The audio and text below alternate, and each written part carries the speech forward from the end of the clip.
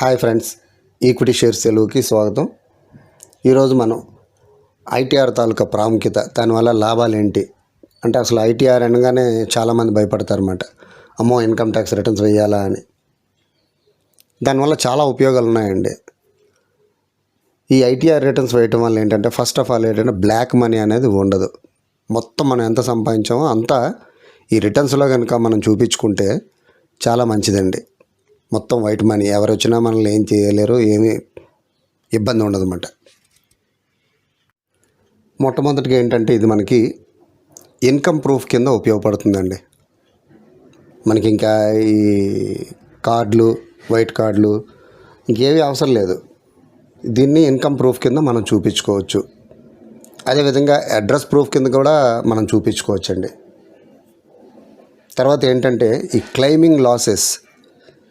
ఇప్పుడు ఈ షేర్ మార్కెట్లో చేస్తున్న వాళ్ళందరూ కూడా ఈ రిటర్న్స్ అనేవి కంపల్సరీ వేయాలండి. మనకి ఇంత వేయాలి అంత వేయాలని రూల్ ఏం లేదండి. మీరు 50,000 సంపాదించిన, 30,000 సంపాదించిన, ₹1,00,000 సంపాదించిన, ఎంత సంపాదించినా కానీ మీరు ఈ రిటర్న్స్లో చూపించుకుంటే చాలా మంచిది అన్నమాట.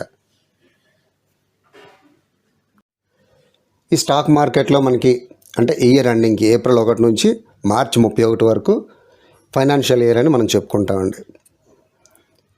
సపోజ్ కనుక మనకి ఏప్రిల్ 1 వచ్చేటప్పటికి లాస్ అనేది ఈ షేర్ మార్కెట్లో సపోజ్ ఒక 50,000 లాస్ వచ్చిందనుకోండి. ఈ లాస్ని మనం అక్కడ ఇన్కమ్ ట్యాక్స్లో చూపించుకొని ఎక్కడైతే ట్యాక్స్ పడుతుందో అక్కడ మీకు ఏంటంటే ఈ లాస్ అనేది కవర్ చేస్తుందండి. కాబట్టి క్లెయిమింగ్ లాసెస్ అంటే ఆ లాస్ని మనం అక్కడ కవర్ చేసుకోవడానికి, క్లెయిమ్ చేసుకోవడానికి బాగా ఉపయోగపడుతుంది అన్నమాట. అంటే ఇప్పుడు ఎక్కువ 6 లక్షలు 7 లక్షలు సంపాదించే వాళ్ళు ఉంటారు. వాళ్ళు ఇన్కమ్ ట్యాక్స్లో పెట్టుబడులు పెడతారు. లాస్ అయ్యారనుకోండి, ఈ లాస్ని అక్కడ మీరు క్లెయిమ్ చేసుకోవచ్చు తప్పనిసరిగా. తర్వాత గెట్టింగ్ రిఫండ్. మనకి సంబంధించిన ఈ టీడీఎస్లని అవన్నీ ఇవన్నీ ఏవైనా కటింగ్లు ఉన్నాయనుకోండి, అవన్నీ కూడా మనకి రిఫండ్స్ వచ్చే అవకాశం ఉంటుందండి. అంటే మనం కట్టే ట్యాక్స్ కంటే ఎక్కువ ఉందనుకోండి టీడీఎస్ అనేది, మనకి రిఫండ్ క్లెయిమ్ చేసుకోవచ్చు అన్నమాట. అదేవిధంగా వీసా అప్లికేషన్స్. ఈ వీసా అప్లికేషన్స్లో కూడా చాలా వరకు రిజెక్ట్ చేస్తూ ఉంటారన్నమాట. కొంతమంది అయితే మీకు ఈ ఎంబాసీస్ కానీ, తర్వాత ఈ ప్రైవేట్ ఏజెన్సీస్ కానీ వాళ్ళందరూ కూడా రిటర్న్స్ అడుగుతారు. ఇన్కమ్ ట్యాక్స్ రిటర్న్స్ ఉన్నాయా, ఓ 3 సంవత్సరాల రిటర్న్స్ ఉన్నాయా. సపోజ్ మీరు లోన్కి వెళ్ళండి ఎక్కడికైనా. లోన్కి వెళ్ళేటప్పుడు ఏ బ్యాంక్ వాడు కానీ, ప్రైవేట్ బ్యాంక్ వాడు కానీ, ప్రైవేట్ ఇన్స్టిట్యూట్లు కానీ ఎవరైనా సరే 3 సంవత్సరాల రిటర్న్స్ కంపల్సరీ అడుగుతారండి. ఆ రిటర్న్స్ నిల్ అయినా వాళ్ళకి చూపిస్తే మంచిది అన్నమాట. అంటే తక్కువ వేసే వాళ్ళకి నిల్ అంటాం మనం, నిల్ రిటర్న్స్ అని. ఎక్కువ వేసే వాళ్ళకి రిటర్న్, అంటే గవర్నమెంట్కి ట్యాక్స్ కట్టే వాళ్ళు ఉంటారు కదా, అప్పుడు. అంటే ఇండివిజువల్ అవనివ్వండి, హెచ్యుఎఫ్ అవనివ్వండి, బిజినెస్ మ్యాన్ అవనివ్వండి, ఎవరైనా సరే ఈ రిటర్న్స్ అనేవి కంపల్సరీగా వేస్తే మనకే కాదండి, దేశానికి కూడా మంచిది అన్నమాట. Avoid penalty. ఏంటి పెనాల్టీ? మనం ఎప్పుడు కూడా ఈ రిటర్న్స్ వేయడం అనేది జూలై 31 అంటే కొంచెం మనకు దగ్గరలోనే ఉందండి. ఇంకా 3-4 రోజుల్లో ఈ 31 కానీ అయిపోయింది అనుకోండి, మనం పెనాల్టీ కట్టాల్సి ఉంటుందండి. అంటే లేట్ రిటర్న్స్ వేసేవాళ్ళు ఎవరైనా సరే తప్పనిసరిగా పెనాల్టీ అనేది పే చేయాలండి. అదేవిధంగా ఎక్సెస్ టీడీఎస్ క్లెయిమ్. ఈ ఇందాకలే చెప్పుకున్నాం మనం, టీడీఎస్ని ఎక్సెస్ ఉన్నదాన్ని అంటే మనం కట్టాల్సిన ట్యాక్స్ కంటే, అంటే ట్యాక్స్ లయబిలిటీ కంటే టీడీఎస్ ఎక్కువ ఉంటే మనం దాన్ని క్లెయిమ్ చేసుకోవచ్చు. Proof of income.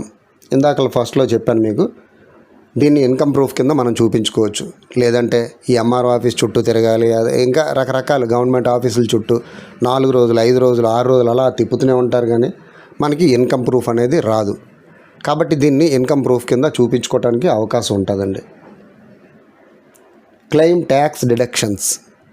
ఈ ట్యాక్స్ డిడక్షన్స్ అనేవి మనకి స్టాండర్డ్ డిడక్షన్ అనేది అందరికీ కామన్గా ఇస్తారండి. ఇది కొంతమంది ఇన్సూరెన్సులు చేస్తారు, వాటిని క్లెయిమ్ చేసుకోవచ్చు.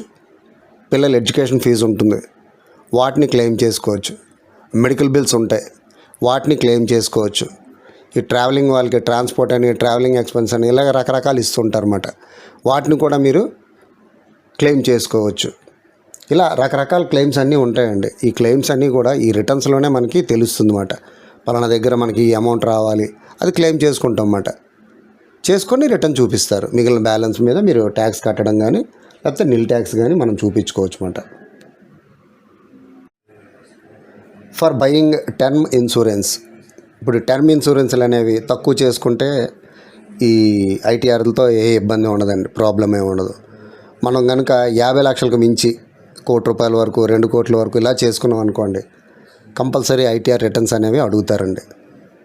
కాబట్టి ఈ ఐటీఆర్ రిటర్న్స్ అనేవి చాలా ఇంపార్టెంట్ అన్నమాట. అదేవిధంగా ఫర్ స్టార్ట్ ఆఫ్ ఫండింగ్, మనకి బిజినెస్ ఏదైనా స్టార్ట్ చేయాలి, ఫండ్ కావాలి అనుకుంటే కంపల్సరీ ఈ రిటర్న్స్ అనేవి ఉంటేనే కానీ, ఫస్ట్లో మీకు చెప్పాను అనమాట, బ్యాంకులు కానీ, ప్రైవేట్ ఇన్స్టిట్యూట్లు కానీ, ప్రైవేట్ బ్యాంకులు కానీ ఎవరైనా సరే 3 సంవత్సరాల రిటర్న్స్ అనేవి కంపల్సరీ అడుగుతారండి. అప్పుడు మనకి ఫండింగ్ అనేది వస్తుంది. కాబట్టి అప్పుడు మనం వ్యాపారం మొదలు పెట్టడం కానీ ఏదైనా చేయవచ్చు. అదేవిధంగా క్లెయిమింగ్ డిడక్షన్స్, ఇందాకలా ఆల్రెడీ చెప్పుకున్నాం మనం, డిడక్షన్స్ అనేవి ఎలా క్లెయిమ్ చేసుకోవాలి ఏంటి అనేది. తర్వాత గవర్నమెంట్ టెండర్స్. ఈ గవర్నమెంట్ టెండర్స్ అనేవి చాలా ఉంటాయండి. ఈ రైల్వేకి సంబంధించినవి, డిఫెన్స్కి సంబంధించినవి, ఇటువంటివన్నీ కూడా. అలాంటప్పుడు వాళ్ళు ఏంటంటే ఐటీఆర్ రిటర్న్స్ కంపల్సరీ అడుగుతారండి. ఆ రిటర్న్స్ ఉంటేనే మీరు ఆ టెండర్ వేయడం జరుగుతుంది అన్నమాట. ఆ టెండర్ వేసుకుంటేనే తర్వాత వ్యాపారం అనేది వస్తుంది. ఆ వ్యాపారాన్ని మీరు డెవలప్ చేసుకుంటూ లాభాలు సంపాదించవచ్చు. కాబట్టి ఈ టెండర్ దీంట్లో కూడా చాలా ఇంపార్టెంట్ ఈ ఐటీఆర్ రిటర్న్స్ అనేవి. తర్వాత క్రెడిట్ కార్డ్స్. మీకు క్రెడిట్ కార్డ్ కావాలి అంటే చాలామంది ఇన్కమ్ ప్రూఫ్ అడుగుతారు, మనం చూపించలేం. కనీసం ఐటీఆర్ రిటర్న్స్ ఉన్నాయా, బ్యాంక్ స్టేట్మెంట్లతో పాటు ఐటీఆర్ రిటర్న్స్ కూడా చూస్తారండి. ఐటీఆర్ రిటర్న్స్ బాగున్నాయి అనుకోండి, ఆటోమేటిక్గా క్రెడిట్ కార్డ్ ఇస్తారు. క్రెడిట్ కార్డ్స్ వచ్చాయనుకోండి, మన లైఫ్ కొంచెం డెవలప్ అయ్యే అవకాశం ఉంటుంది. కరెక్ట్గా వినియోగించుకునే వాళ్ళకి క్రెడిట్ కార్డ్ ఒక మంచి వరం అండి. ముఖ్యంగా వ్యాపారస్తులకైతే చాలా బాగా ఉపయోగపడుతుంది అన్నమాట క్రెడిట్ కార్డ్ అనేది. ఇటువంటి ఉపయోగాలన్నీ కూడా మీకు ఐటీఆర్ రిటర్న్స్ వల్ల ఉంటాయండి. ఈ రిటర్న్ అనేది ఏ విధంగా వేసుకోవాలి, చాలా సులువుగా మనం కూడా వేసుకోవచ్చు. ఏ ఆడిటర్ దగ్గరికి వెళ్ళవసరం లేదు. మరి ఎక్కువ అమౌంట్ అనుకోండి, 5 lakhs దాటి ఉందనుకోండి, అప్పుడు ఆడిటర్ని సంప్రదిస్తారన్నమాట. లేదు అంటే మీరే ఓన్గా వేసుకోవచ్చు. అది ఏ విధంగా రిటర్న్ వేయాలి, రిటర్న్ ఫైల్ చేయాలి అనేది నెక్స్ట్ వీడియోలో మీకు చూపిస్తానండి. అది కూడా ఈరోజే పెడతాను. ఫ్రెండ్స్, ఈ వీడియో కనుక మీకు నచ్చినట్లయితే చిన్న లైక్ ఇవ్వండి, 10 మందికి షేర్ చేయండి, నా ఛానల్ని సబ్స్క్రైబ్ చేసుకోండి. Thank you.